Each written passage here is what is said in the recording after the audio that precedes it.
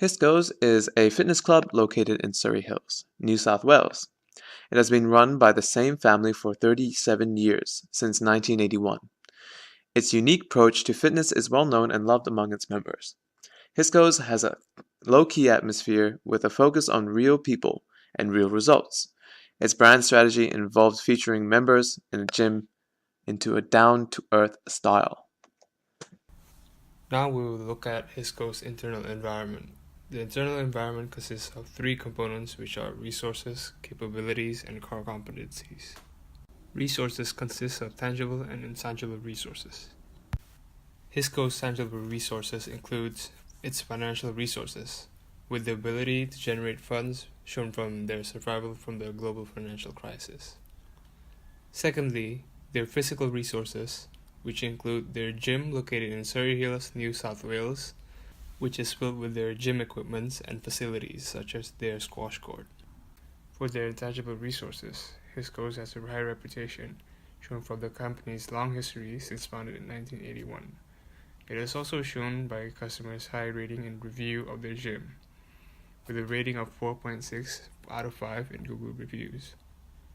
Another main critical resource for Hisco's is their human resources, comprising of their staffs, personal trainers, and also management. Moving on to capabilities. Capabilities are the result of the combination of both tangible and intangible resources. Hisco's has always been managed by and owned by the Hisco family from the beginning. Through their management, the business has been able to sustain for a long period of time. Hisco's human resources has enabled them to maintain high-quality trained staffs that are knowledgeable and friendly. They are also able to maintain a high retention rate with their personal trainers. Another capability is their customer service. With a friendly and caring attitude towards customers, Hisco's has been able to create a relaxed and comforting atmosphere in their gym. This made their gym able to have a sense of community with their members.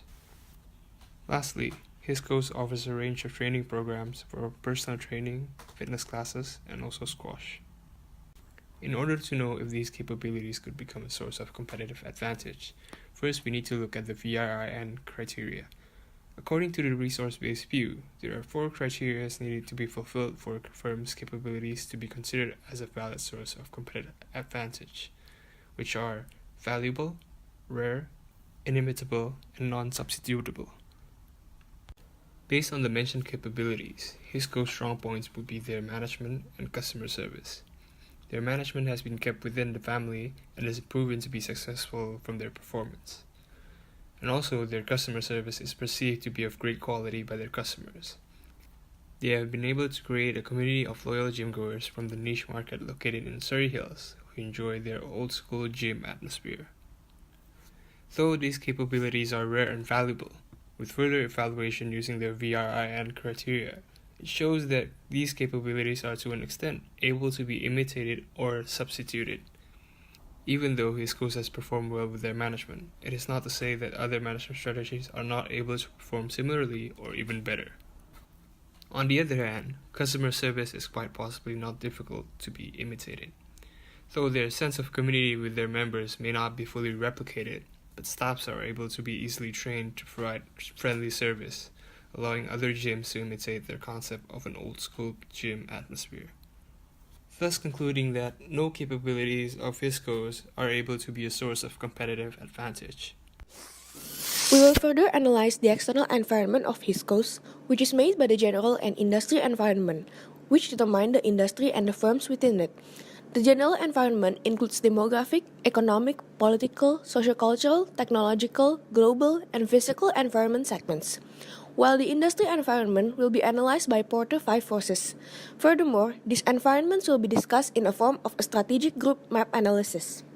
The first factor of demographic segment is Hisco's major market segment.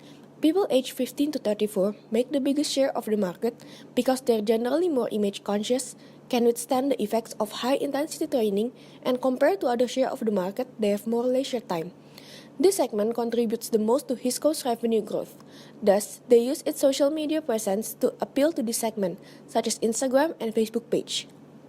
The second factor is decreasing household discretionary income, which refers to the household income available after taking essential expenses into account.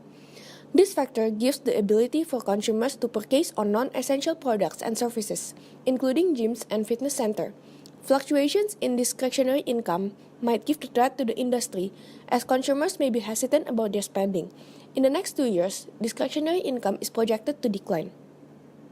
For the economic segment, past economic recession affected on how they earn a strong cash flow management, which is used to hire their salespeople, build their location, invest in new technology development, and increase product marketing. A firm's capital can become increasingly scarce and make it more valuable. Specifically, as a recession intensifies, it reduces the environmental munificence. For example, it is likely that a reduction in customer spending causes a decline in their revenues. For the political or legal segment, the first factor is the outlining law, which is Australian consumer law, which emphasizes the unfair contract terms that allow liability disclaimers. For instance, penalties to cancel memberships. Additionally, there's increasing regulation for the use of public space for personal training sessions, including charging fees. This may lead to more usage of fitness centers for personal training sessions. Second, the workplace health and safety. It is critical for gyms to follow the standard requirements and provide their consumer with a safe environment, including supervision of 24-hour gym. Third, the industry may have to adapt with potential taxes regulation changes. For the socio-cultural segment, the first factor is health consciousness, which is expected to grow in 2 years ahead, presenting an opportunity for revenue growth as consumers may increase their gym attendance. Consumers are increasingly understanding the benefits of a balanced diet and regular exercises. Some of them are enforced throughout popular TV programs and fitness models on social media platforms, such as Instagram and Facebook, which help to boost the industry's revenue. Second is the support from surrounding.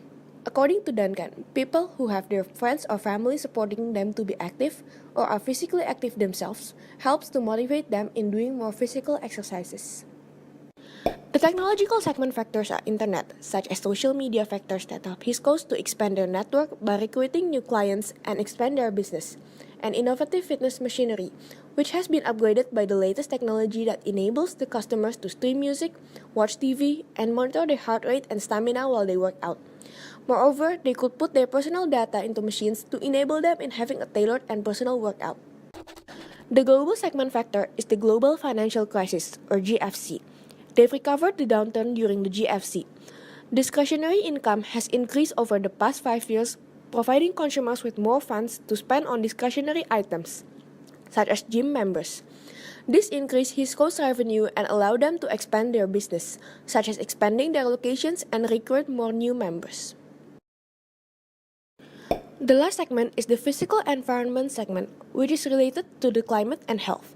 Australia having such a high rate of skin cancer because of the harmful effects of the sun. This may further encourage people to improve their living style.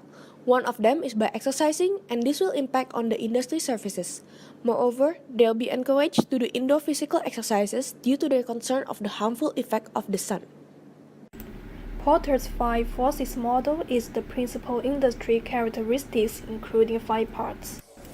The first one is the strength of new entrants, indicated by the barriers to entry. It is medium for fitness industry. Barriers to entry include significant initial capital investment and cash flow issues. The initial cost involved in opening a gym is relatively high. Finding a suitable location can be difficult, and this has to be purchased or rented. Gym equipment can also be expensive, particularly as new gyms require good quality equipment to keep up with established industry players. New entrants must also pay for the public liability insurance, marketing investment, and the wages for their staff, which can result in cash flow issues. The high degree of industry competition also presents a significant barrier to success. Strong competition can discourage operators from entering the fitness industry. Large and medium-sized chains account for the majority of industry revenue. New entrants can enjoy the competition rather than opening a new gym, being a franchisor of a particular chain. While it can provide a greater probability of success, franchise fees are an additional cost to new entrants. The industry therefore exhibits moderate barriers to entry. The second force is bargaining power of suppliers. It refers to the pressure suppliers can exert on business by raising prices, lower quality, and reducing availability of their products. We think the bargaining power of suppliers is low due to many brands selling gym equipment, which is a highly competitive nature. The fitness industry is the main customer for the suppliers. B2B is the most common for gym equipment. Bargaining power of buyers is the third force. It refers to the pressure customers can exert on business to get them to provide higher quality products, better customer service, and lower prices. For Hisco's, the bargaining power of buyers is high, with the membership levels rising stably and the marketing getting oversaturated. In the last few years, the gym has faced an increasingly crowded market, with the consulting group IBIS World warning of the market saturation. Moreover, many gyms offer similar services to an extent, the same types of machines, programs, and facilities. Thus, customers can easily change gyms. The next one is threat of substitute products. A substitute product is one that may offer the same or similar benefits to a company as a product from another industry. We think the threat of fitness industry is moderate. There are many alternatives instead of going to a gym. If the goal is to maintain fitness, people can use other ways, such as riding a bicycle, jogging, running, exercising at home, or other sports activities such as tennis, basketball, and football. What's more, some people also use fitness apps to do some simple workout, but the number of people is not large, and the professional and the comprehensive equipment can only be found in fitness centers or gym. The last one is intensity of rivalry among competitors. It refers to the extent to which firms within industry put pressure on one another and limit each other's profit potential. It is really high for Hisco's. The gym have faced an increasingly crowded market. The IBIS World warns that Australia's gym market may reach saturation in the next 5 years. You may find several health clubs, fitness centers, or gyms near your residence. Although health consciousness has increased over the years, with customers becoming more aware of the benefits of physical activity, and this trend has increased customer uptake of gym memberships. Hisco's director Susan Kingsmill said about 2/3 of the gym's clients were short-term customers, and the price and the service after sales do not have a huge difference. As a result, the competition is very fierce.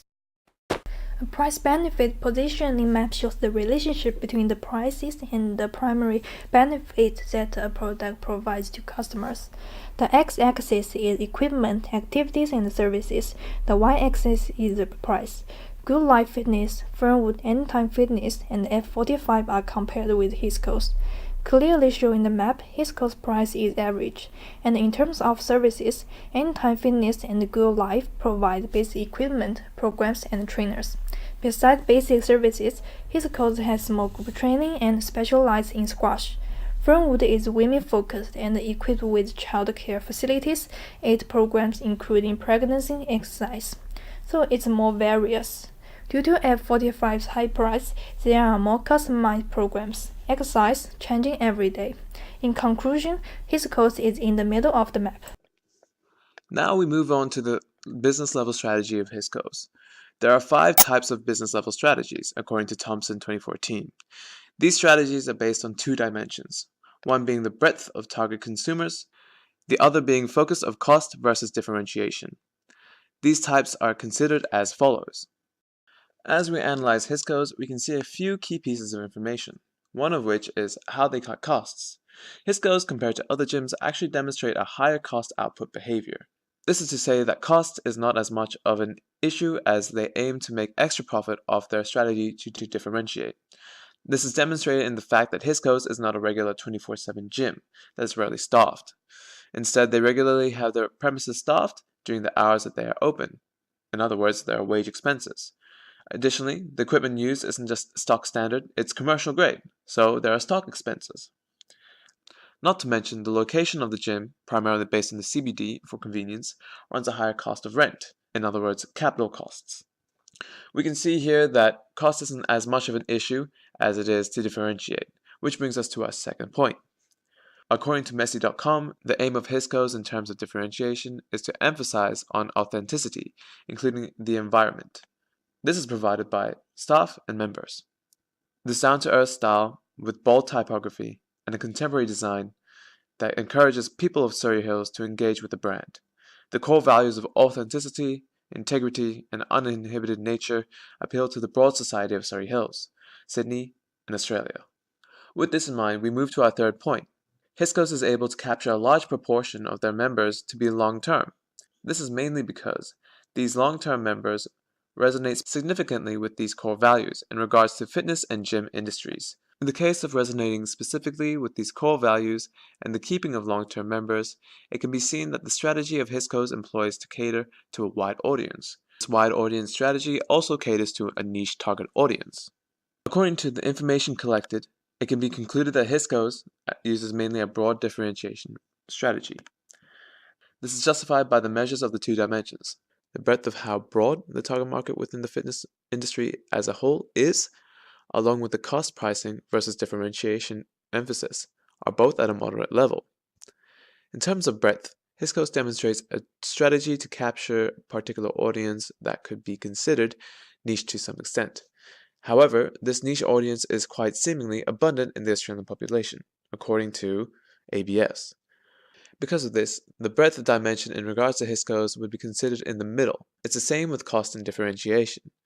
We can see in terms of pricing, HISCOs places itself snugly in the middle, but makes a point in its success being driven by differentiation, hence the middle ground in terms of pricing too. With these factors in mind, it is easy to see that HISCOs lies neatly in the broad differentiation level of strategy. Now lastly, our recommendations. First of all, we need to argue as to whether or not HISCOs should internationalize. A lot of what drives gym success has been shown to be based psychologically, indicates statistically that gym goers choose their gyms based on atmosphere and gym culture.